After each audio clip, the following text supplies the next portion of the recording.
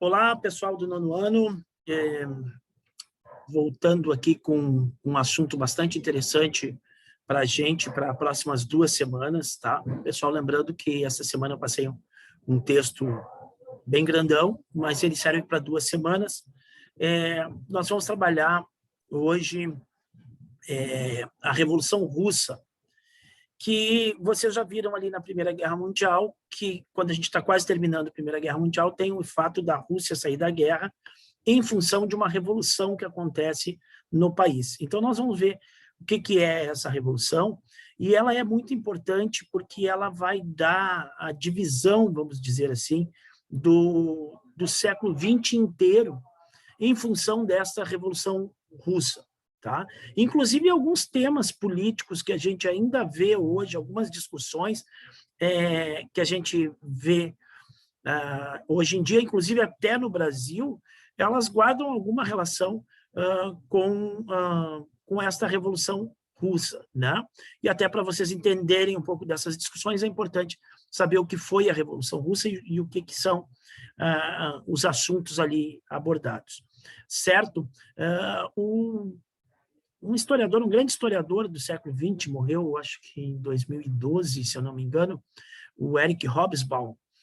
O Eric Hobsbawm, ele numa das séries de livros que ele escreveu sobre história, ele chama o século XX de o breve século XX, né?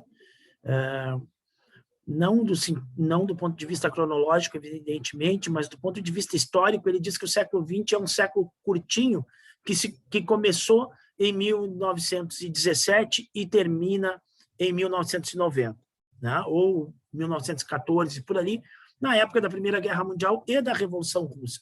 Para vocês terem a ideia do quão importante é esse tema, a Revolução Russa, que a gente vai tratar hoje. Tá? Não que o século, de fato, o século começou em 1901, né? E terminou em 2000, né? Em dezembro de 2000. Mas ele faz uma análise histórica, como ele chama também o século XIX de longo século XIX, no qual ele atribui assim, o seu começo histórico, né? Com a Revolução Francesa, em 1789, e o seu final na Primeira Guerra Mundial, já no século XX. Vamos compartilhar a tela para a gente ver esse tema interessantíssimo, que é a Revolução Russa. Tá? Vamos lá. Deixa eu... Aqui, Revolução Russa. Tá? Comecei aqui só de brincadeira, assim, para botar o símbolo, né, da Revolução Russa. Na realidade, é o símbolo do socialismo, do comunismo, né? Porque a Revolução Russa foi uma revolução socialista, uma revolução comunista. Tá?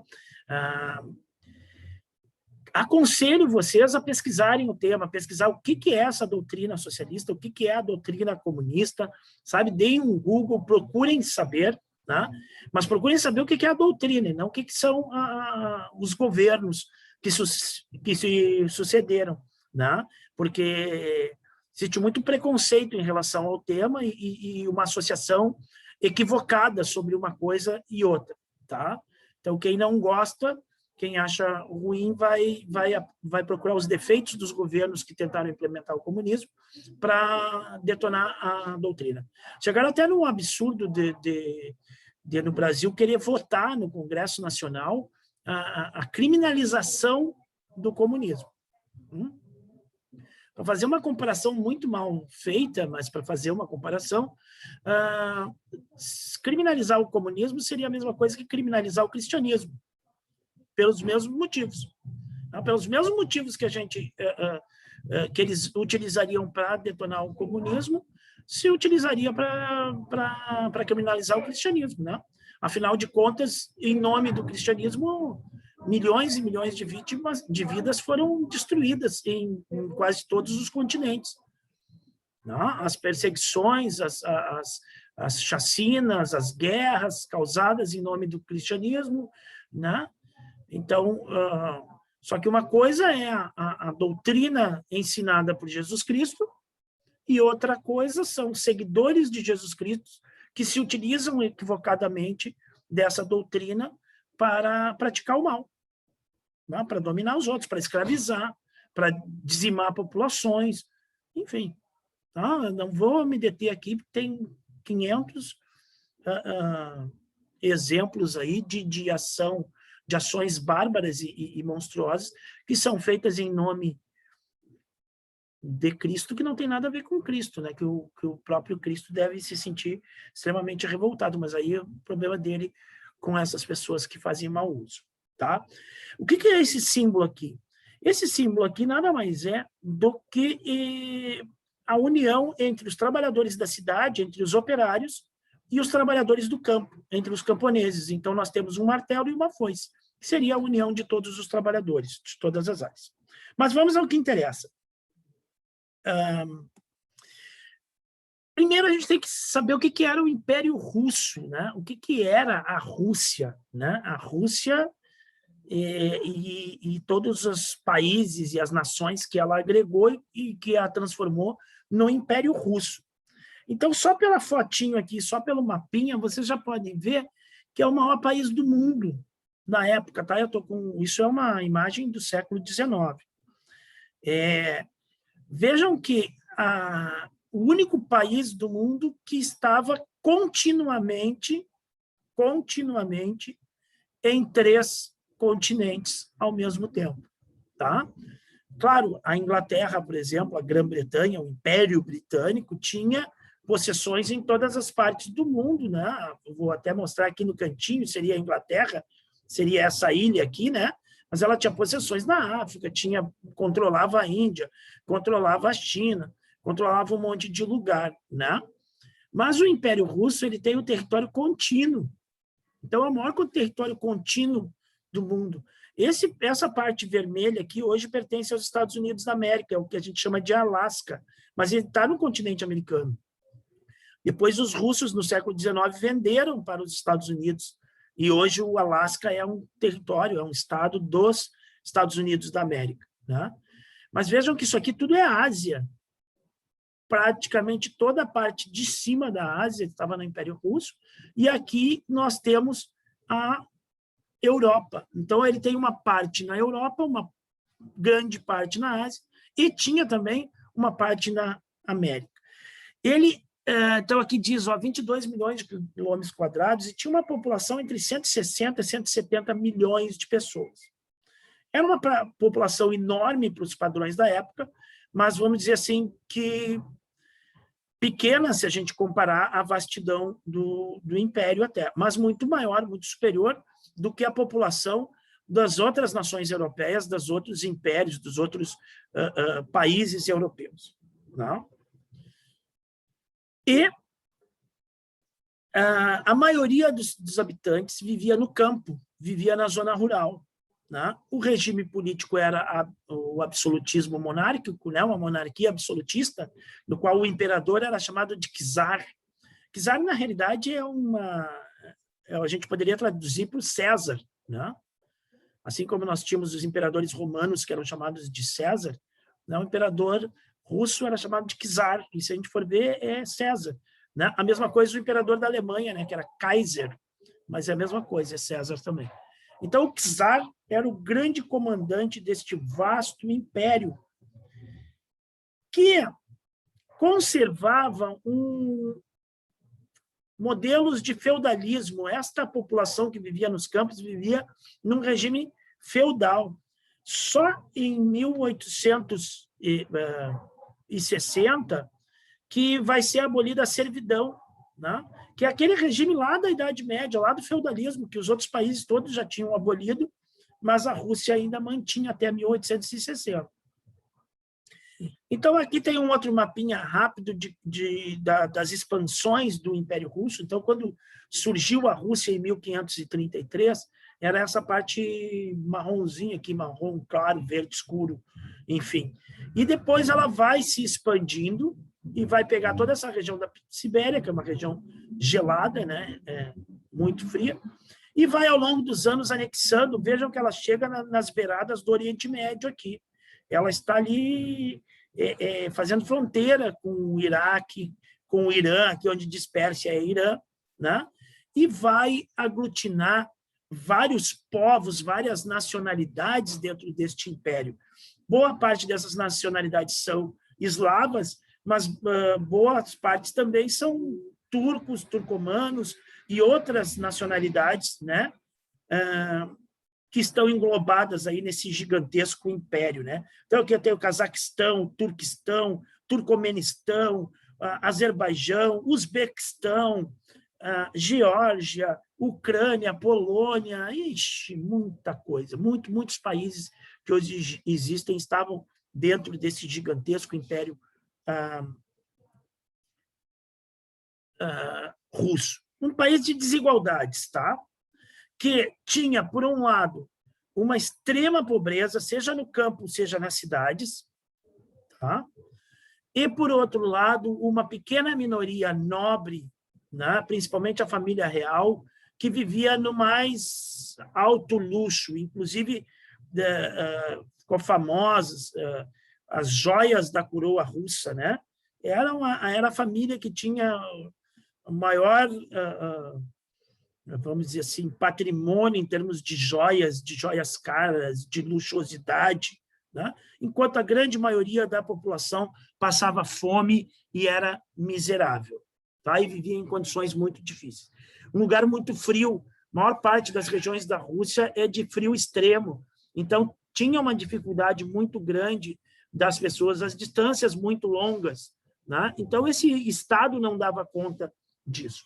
Em 1860, vai surgir um czar, o Alexander II, que vai tentar modernizar a Rússia. Então, ele vai abolir a servidão, ele vai mandar construir estradas de ferro, né? E isso vai facilitar bastante, porque daí tu pode atravessar esse gigantesco país, né? Em muito menos tempo, né?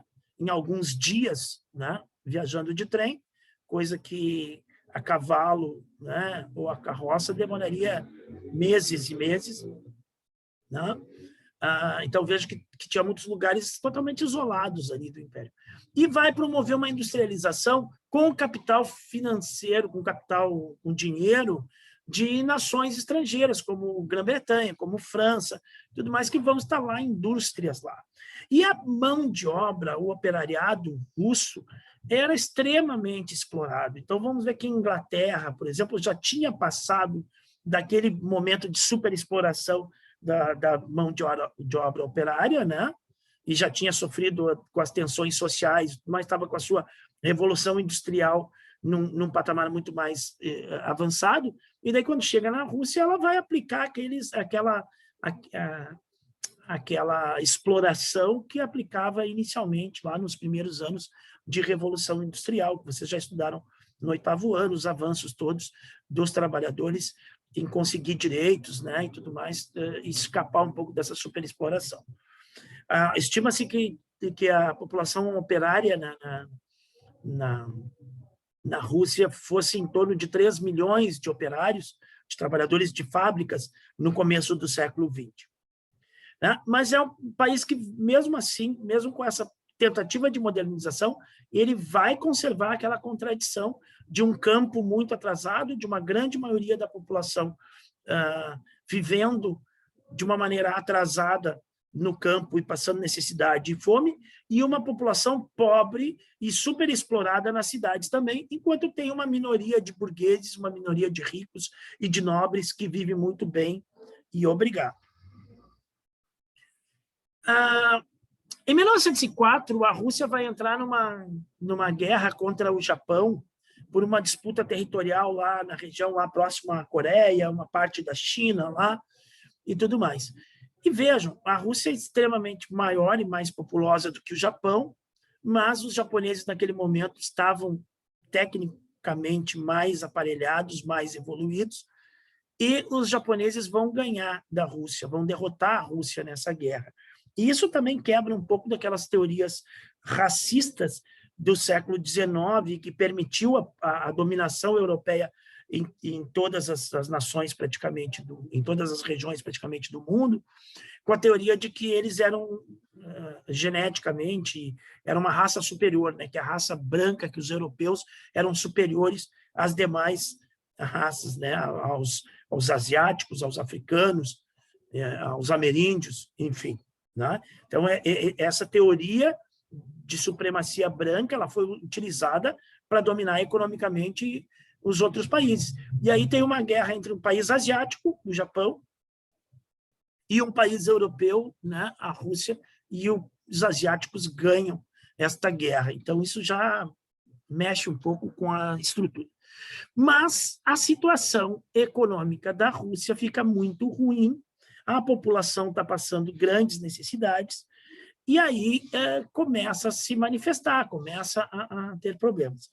Em 1905, num domingo, foram organizados alguns trabalhadores e as suas famílias, mulheres, filhos e tudo mais, num comboio liderado, numa marcha liderada por padres, por religiosos, né, para pedir a atenção do imperador, porque o imperador, vamos dizer assim, é o pai do povo. Aquelas pessoas pobres, elas enxergavam o imperador num pedestal, como se fosse o cara que fosse o responsável, que deveria ser por toda a nação, né? Como se todos fossem filhos do imperador e o imperador teria que atender aos seus filhos, né? E eles vão lá na boa, mandar uma cartinha, entregar uma cartinha para o imperador, uma reivindicação, um abaixo-assinado, dizer, olha, nós estamos passando fome, os preços estão muito altos, está faltando comida, a situação está difícil.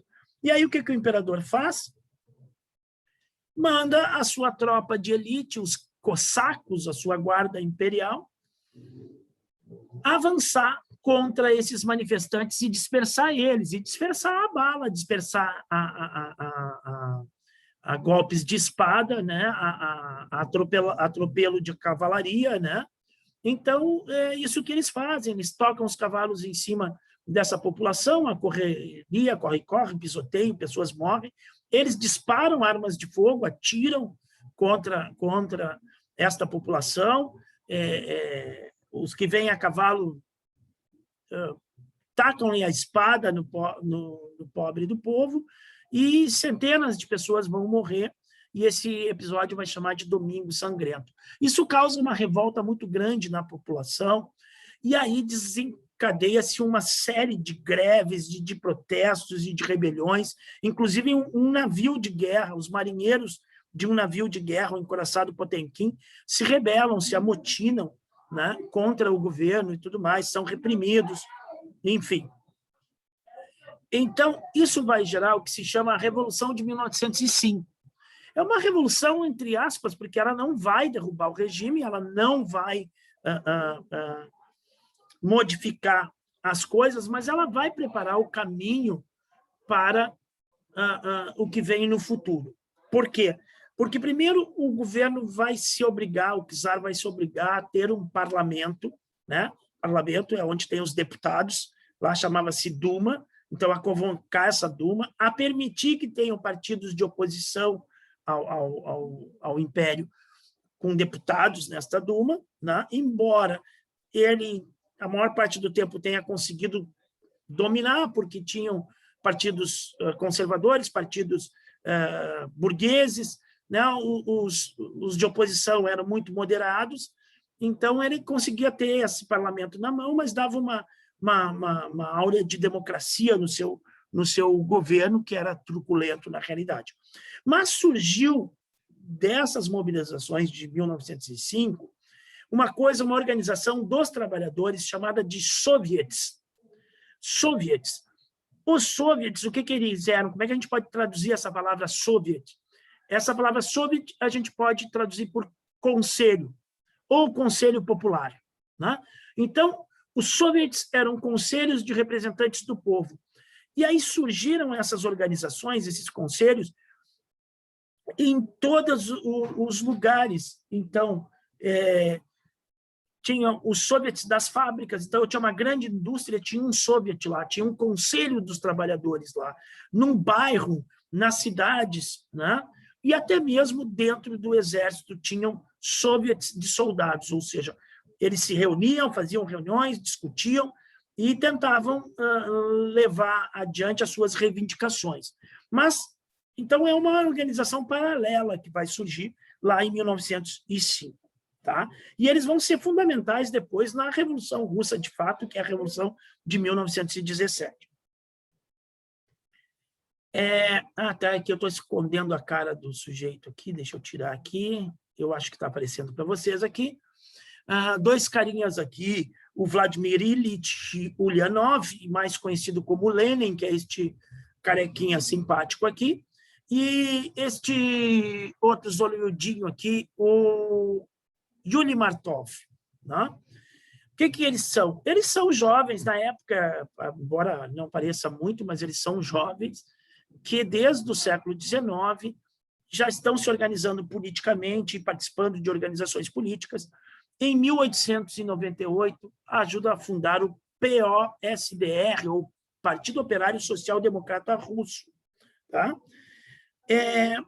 Só que esses caras, eles, embora estivessem em certo momento juntos e formassem um partido juntos, eles vão ter uma ruptura a partir de 1913, que vai se agravar em 1912 e vai acabar com o partido e gerar dois grupos separados. Né? Então, esse Partido Operário Social Democrata Russo vai ter, então, no seu interior, duas correntes majoritárias, os bolcheviques e os mencheviques. Os bolcheviques são liderados pelo Lenin e os mencheviques pelo Martov. Bolcheviques quer dizer maioria e mencheviques quer dizer minoria, certo? Esses nomes foram dados lá em 1903, quando a corrente do Lenin ganhou o congresso do partido, né? Então ficou conhecida a sua ala como a ala da maioria, e a outra ala ficou conhecida como a da minoria. Embora que depois, no futuro, as situações se invertessem, né? Os que eram chamados de minoria tinham mais gente, e os que eram chamados de maioria tinham menos gente, mas isso aí não vem ao caso agora. O que nos interessa são, e eu perguntei para vocês lá para a próxima semana, são as diferenças de opinião que tinham entre esses dois grupos. Né? O Lenin, que se apoiava bastante nas ideias do Karl Marx e do Friedrich Engels, que são teóricos, que são os teóricos do que a gente chama de comunismo, tá? São os caras que escreveram essa teoria, são filósofos. O Marx era advogado, era filósofo, tem várias teorias econômicas e tudo mais. Bom, enfim.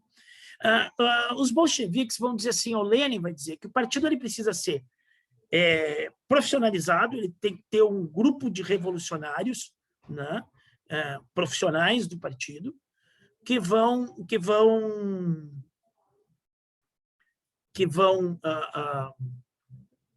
conduzir esse partido, que esse partido vai conduzir as massas, a população, à revolução. Tá? Os mencheviques acham que não, que o partido tem que ser aberto para todo mundo que quiser entrar pode entrar no partido, entendeu? A visão de partido do Lenin também era um partido centralizado, ou seja, discutiu na reunião uma posição, não interessa se aquela posição da reunião não era a tua, é a posição do partido, tu segue e pronto. Então, isso é um partido centralizado. A gente pode ter opiniões diferentes, debate, mas a posição que ganha é a posição de todo mundo. Né? Isso chama-se centralismo democrático. Né? Eu posso ter uma proposta e ela ser derrotada na reunião, mas acabou a reunião, eu vou levar a proposta dos outros adiante. Bueno, tá? E o Martov, eu acho que não, que podia entrar todo mundo dentro do partido. E a diferença principal entre eles era o que fazer ou como encaminhar uma revolução, como derrubar o regime.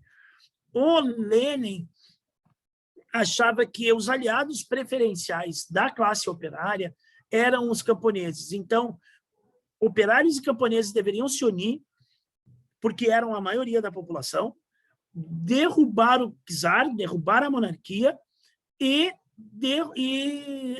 derrubar a burguesia também, né? Expropriar a burguesia, eliminar o poder econômico da burguesia. Já o Martov, e uma revolução, direto, né?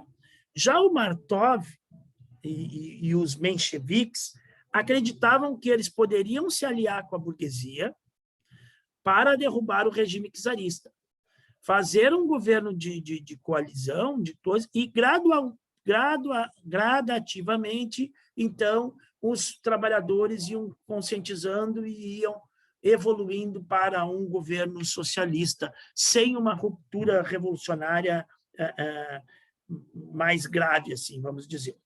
Tá? Então, eles imaginavam primeiro uma revolução burguesa. Revolução burguesa é aquela revolução lá da França, tá? Revolução Francesa é uma revolução burguesa, embora em determinados momentos tinham setores mais radicais, mais ligados às classes mais populares, mas no conjunto ela era uma revolução burguesa. Tanto é que ela tem duas fases dominadas pela burguesia, e apenas uma fase da Revolução Francesa que é dominada por setores mais populares. Bueno, então vejam que são uma divergência de fundo grave que vai fazer com que o partido acabe se separando em 1912, né? Porque eles enxergavam rumos totalmente diferentes para a Rússia. São maneiras de ação diferentes. Então, tá. 1917, a gente chega à primeira revolução, a Revolução de Fevereiro. Tá bem? Deixa eu voltar aqui. Nós vamos ter, em 1914, a Rússia entrando na guerra, na Primeira Guerra Mundial. Tinha um exército gigantesco, né, com muitos homens, mas mal preparado, porque a maioria desses homens eram camponeses, eram trabalhadores da terra, e não tinha equipamento. Tecnicamente, o exército russo era muito atrasado. O exército alemão estava muito mais modernizado, as armas e tudo, as técnicas, as táticas, todo o exército alemão estava muito mais avançado que o exército russo. Então, a Rússia sofreu muito com a guerra, teve muitas perdas, muitas vidas humanas foram perdidas, 5 milhões de soldados russos perderam a vida na guerra, né? Foi o país que mais perdeu soldados na guerra foi a Rússia. Tá? E a situação na Rússia já não era boa, desde 1905 o troço já era ruim, desde antes de 1905, né? Mas a situação na Rússia foi só se agravando, e em 1917 já não tinha mais condição. E as pessoas queriam sair da guerra, elas não entendiam a necessidade da Rússia estar naquela guerra. Não tinha sentido a Rússia estar naquela guerra, pelo menos para a maioria da população. Então, em fevereiro, começa uma onda de saques e de saques a armazéns, de greves e de tumultos de rua, de uma maneira que o governo não se sustenta mais. E aí uma coalizão burguesa e com mencheviques, né, que seriam os representantes dos trabalhadores, então acaba tomando o poder, né, bem naquela visão menchevique mesmo. Toma o poder, compartilha ele com a burguesia, né, e tira só o czar do poder. Sobre isso, o Trotsky escreve num livro, eu só não botei no texto para vocês porque ia ficar muito grande, mas é uma parte muito bonita, que ele fala sobre a participação das mulheres nessa Revolução de Fevereiro de 1917, que as mulheres começavam a liderar as passeatas e as movimentações de rua. Elas chegavam aí para as fábricas e atiravam pedras nas janelas das fábricas para que seus maridos, para que os companheiros viessem para a rua para aderir à greve junto com elas. E quando os soldados vinham reprimir, elas entravam e se agarravam nos soldados, se abraçavam em soldados que eram seus parentes e outros que não eram seus parentes, mas elas se agarravam neles, nos corpos dos soldados, e pediam para eles que eles também faziam parte do povo, que elas não queriam mais ter os filhos delas morrendo na guerra, que elas não queriam mais estar passando fome, enfim. E aquele apelo fez, inclusive ele conta a situação dos soldados colocando as baionetas nos ombros. O que é a baioneta? A baioneta é uma faca, mais ou menos assim, que ela vai no cano da arma, no cano do fuzil, né? Hoje não se usa mais isso, né? Mas o fuzil, antigamente, que disparava poucos tiros, né? E que era um pouco mais lento para disparar tiro, então o cara dava alguns tiros e quando ele chegava perto do seu oponente, ele usava ele como se fosse uma lança, como se fosse uma espada. Então, para luta corpo a corpo. Também para reprimir a multidão, né? Tu pega e aponta aquela arma que tem uma faca na ponta, tu vai fazer com que as pessoas se afastem, com que as pessoas não, né, dentro de uma aglomeração, dentro de um tumulto. Então, se chama calar baioneta, é quando tu vai entrar numa guerra de corpo a corpo, né? Tu dá alguns tiros e tu sabe que tu vai ter que avançar em direção ao inimigo, ou se tem uma população que está vindo para cima de ti, tu não vai disparar o tiro, mas tu vai botar a baioneta ali. Se alguém realmente insistir em avançar, vai se furar, né? Bom, e eu acho que eles guardavam isso numa parte do uniforme, ou no ombro, coisa assim. Então, a questão é que eles começaram a tirar as baionetas e guardar elas, né? Isso quer dizer a adesão dos soldados. E, realmente, ela foi importante porque muitos dos soldados começaram a deserdar, a largar o campo de batalha, os que estavam nas cidades pararam de reprimir a população, e por isso houve o sucesso e o governo foi obrigado, o czar Nicolau II foi obrigado a abdicar do trono, a largar o trono, e aí assumiu o governo provisório. Só que o governo provisório fez algumas modificações ali, mas não tirou a Rússia da guerra, manteve a Rússia na guerra, porque setores que estavam no governo provisório tinham ainda aquele sentimento nacionalista e aquele brio, aquela coisa nacionalista de não querer sair da guerra e de continuar na guerra, defender a honra da Rússia. Mas a população não estava afim disso. E aí vai entrar dois dos principais personagens da Revolução Russa, os caras que fizeram a Revolução Russa, que é o nosso amigo já conhecido aqui, que está aqui nessa foto um pouquinho mais velho, ó, o Vladimir Ilyich Ulyanov, ou Lenin, ou Vladimir Lenin, né? Que é o carequinha, e do lado o senhor Lev Davidovich Bronstein, ou mais conhecido popularmente por Leon Trotsky. Tá? Esses caras todos usavam codinomes porque eles eram presos, eles eram perseguidos pelo regime. No regime czarista, eles foram... O Trotsky foi para a Sibéria, que ficou preso lá numa vila isolada, lá no frio extremo da Sibéria, longe de tudo, longe da comunicação, longe do contato com todo mundo. Mas ele até conseguiu fugir e foi morar em outros países da Europa. O Lenin também morou muito tempo em Londres, porque era perseguido.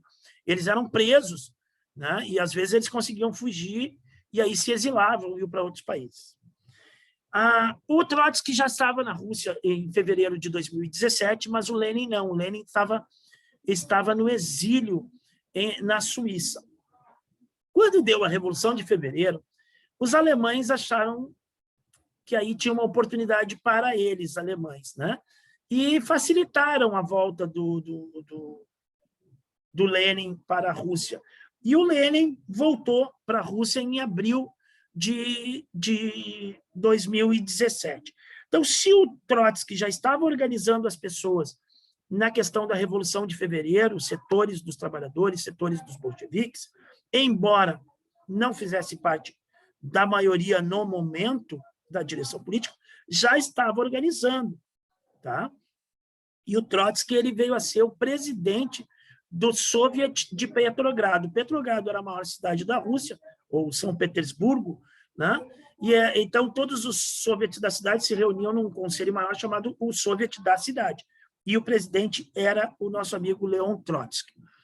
O Lenin vai voltar em abril e vai lançar as teses de abril, na qual ele vai defender duas coisas. Assim, ó. Primeiro, todo o poder aos soviets, ou seja, o poder tem que ser dessas organizações dos trabalhadores e não esse governo provisório aí, que tem a burguesia junto, e pão, paz e terra, porque ele achava que as pessoas estavam passando fome, precisavam comer, precisava que a Rússia saísse da guerra e precisava que fosse distribuída terras para essa população poder produzir e poder tirar a Rússia dessa imensa pobreza, dessa imensa miséria, dessa catástrofe que a Rússia vivia. Então, aqui eu estou mostrando uma fotinho depois da Revolução de Outubro, tá? Que está um discurso em praça pública do nosso amigo Lenin, e aqui na pé da escada o nosso amigo Trotsky. No futuro eu vou falar sobre essa foto aqui, tá? No futuro eu vou falar sobre essa foto. No futuro não hoje, em outras aulas. Bueno, então essas ideias começaram a ganhar a cabeça das pessoas, da população, e os bolcheviques começaram, então, a ter maior influência dentro dos soviets, né? E tanto que daí no Congresso Geral de Soviets da Rússia, em 1917, eles decidiram tomar o poder e assim o fizeram. A população marchou em direção ao Palácio de Inverno, onde ficava o governo. Não teve resistência, porque tinha meia dúzia de cadetes do exército lá que tentaram fazer a segurança, mas não deu certo. Como tinha soviets de soldados também, teve uma adesão muito grande do exército. Os soldados se rebelar contra seus comandantes, né? Então, eram os operários, sabe? Então, o comando somos nós, o comando não é o patrão, o comando não é o general. O comando somos nós, é a nossa organização, o soviet. E aí os soviets tomam o poder, né? Encabeçados, liderados pelos bolcheviques. Queridos, vamos ver aqui, ó, as principais ações. E agora quero que vocês prestem bem atenção, porque eu pedi 3 questões para vocês para a semana que vem, não é nessa semana, na semana que vem. Essa semana são questões simples. Para a semana que vem tem questões um pouquinho mais complicadas, mas em cima deste texto, em cima deste vídeo. Tá? Lembrando a vocês que tudo que tem aqui tem no texto que está indo junto com as atividades. Primeiras medidas dos bolcheviques no poder, então, foram confiscar as terras da nobreza e da igreja e distribuir essas terras para os camponeses. Simplificação da língua escrita russa, para que todo mundo pudesse ter acesso a isso. Anulação dos títulos de nobreza, então ninguém mais é conde, duque, marquês, barão, o que seja. Né? Estatização dos bancos. O que é a estatização do banco? Pegar o banco e dizer, agora este banco não é mais do banqueiro fulano de tal, agora este banco pertence ao povo russo, pertence ao Estado, pertence à nação. Isso é estatização. Estatização das estradas de ferro e das indústrias. Então, estatizou tudo. Agora, tudo está na mão do governo, e o governo dos trabalhadores, o governo comandado pelos bolcheviques, e estabelecimento da igualdade de direitos entre homens e mulheres, e a principal delas foi tirar a Rússia imediatamente. Quando eles tomaram o poder em outubro, eles já deram um cessar-fogo lá. Eles já falaram, só parou, não tem mais guerra com a gente. E formalizaram isso no Tratado de Brest-Litovsk, que é uma cidade na Polônia, onde eles sentaram com a Alemanha e assinaram, fizeram um acordo de paz com a Alemanha, que foi muito vantajoso para a Alemanha e prejudicial para a Rússia, mas é que não tinha jeito, a Rússia precisava sair da guerra, eles tinham que sair da guerra de alguma forma, então eles concederam um monte de território, um monte de coisa que era do Império Russo, eles concederam para a Alemanha. Isso dá um fôlego para a Alemanha na guerra, e isso tira a Rússia da guerra. Mas acaba a Primeira Guerra Mundial, como vocês já viram como ela acabou, com todos os problemas e tudo mais. E aí a Rússia passa a ser o grande problema das nações capitalistas do mundo, porque ela acaba de derrubar sua monarquia e colocar no lugar um governo socialista, um governo comunista, que é o oposto do capitalismo. A Primeira Guerra Mundial foi uma guerra dentro do capitalismo, e nós estamos querendo estabelecer as bases de um mundo capitalista. E a Revolução Russa é exatamente o contrário. O capitalismo é o liberalismo, é o mercado, é as relações econômicas, as relações de grana. O Estado não intervém, são as indústrias, são as empresas, são os banqueiros, são essas pessoas que têm todo o poder, enquanto explora a classe operária. O socialismo, não tem rico privado. A riqueza está na mão do Estado e ele distribui entre os pobres. Não tem o cara que fica rico individualmente. Tá? E aí o que acontece? Os monarquistas, os remanescentes dos nobres e os caras que os apoiam. E lembrem crianças. O dominador só domina os oprimidos porque ele conta com a colaboração de pessoas oprimidas a seu serviço. Tá? Um rico é um rico enquanto eu tenho 1000 pobres. Por que este um rico, às vezes, consegue dominar estes 1000 pobres? Porque muitos pobres vão se vender para este rico. Tá? Certo? Porque muita gente vai fazer o jogo do dominador. Né? Um país que vai, invade e domina outro país, ele geralmente conta com pessoas deste país que ele está invadindo que vão ser seus colaboradores, e por isso que ele consegue dominar um outro país. Então é isso. Então vai ter gente que, mesmo sendo pobre, sendo operário, sendo camponês, sendo, enfim, vai continuar apoiando a monarquia. Então, esse povo aí todo, os burgueses, os adversários políticos dos bolcheviques, os aristocratas e os monarquistas vão se juntar num negócio que eles vão chamar de Exército Branco, que vai ser apoiado por Estados Unidos, Grã-Bretanha, França, Japão e várias outras nações capitalistas, né? Vão dar arma para eles, vão dar recursos para eles poderem combater e tentar derrubar a revolução, certo? Para defender a revolução, os bolcheviques vão organizar, né? Vão chamar o Leon Trotsky, e o Leon Trotsky vai organizar o Exército Vermelho, o exército dos operários e dos camponeses russos, certo? E aí vai se começar uma longa e sangrenta guerra civil dentro da Rússia. Então, vejam que contradição. A Rússia estava passando fome e miséria e precisava sair da Primeira Guerra Mundial. Ela consegue sair da Primeira Guerra Mundial e, quando ela vai ter um alívio, os caras que não querem a revolução botam a Rússia numa outra guerra interna e a situação fica pior ainda do que já estava. Né? Ela vai paralisar totalmente a economia, enfim, o que já estava ruim piorou. Como é que nós vamos tentar resolver essa situação? Então, aí o Lenin vai criar um projeto, um plano emergencial que vai ser chamado de comunismo de guerra.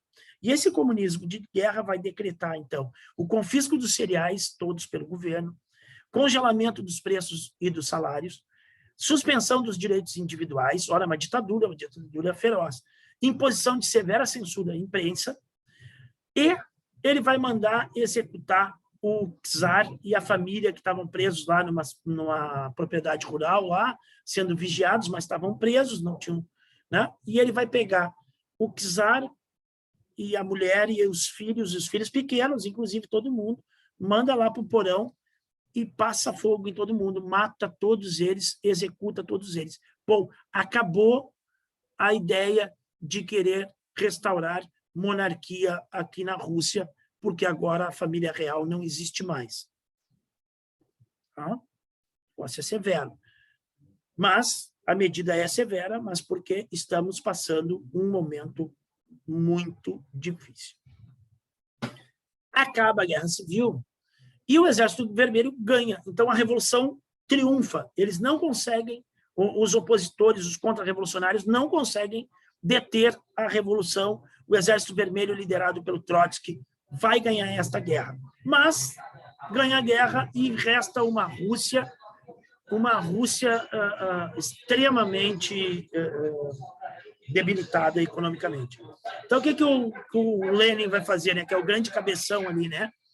Ele vai pensar um plano econômico, né? Uma nova política econômica que vai tirar esta situação toda, vai tentar tirar a Rússia dessa situação toda. Né?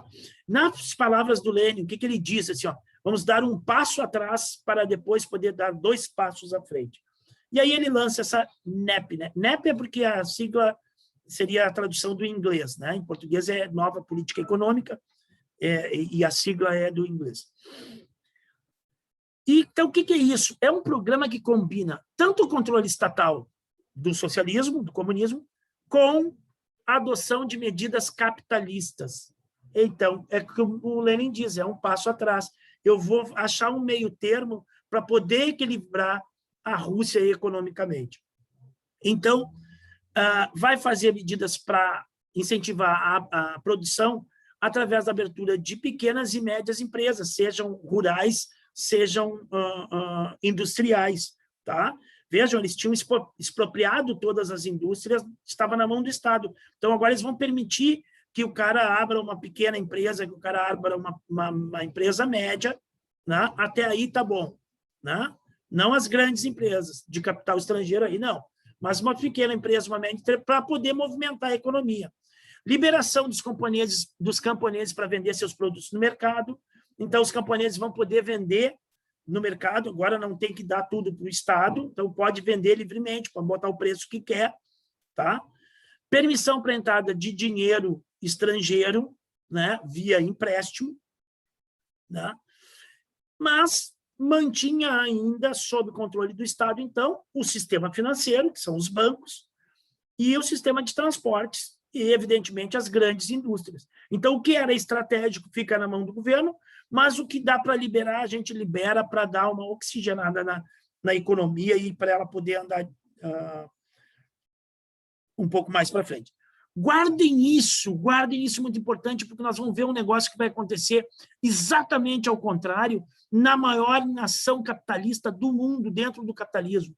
Eles vão fazer um movimento contrário a esse. Então, vejam, a nação comunista, a primeira nação comunista do mundo, ela vai tomar, para poder reerguer sua economia, medidas capitalistas. E logo na frente nós vamos ver, numa outra aula aí, a crise do capitalismo, quais as medidas que o presidente dos Estados Unidos vai tomar para poder salvar o capitalismo que está em crise. E isto é muito interessante para vocês. Quem tiver a cabecinha que consiga perceber isso, legal, muito jóia.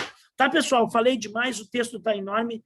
Essa semana são só 2 perguntas. A semana que vem tem mais perguntas sobre o mesmo tema. Um abraço a todos. Tchau para vocês. Vou lá.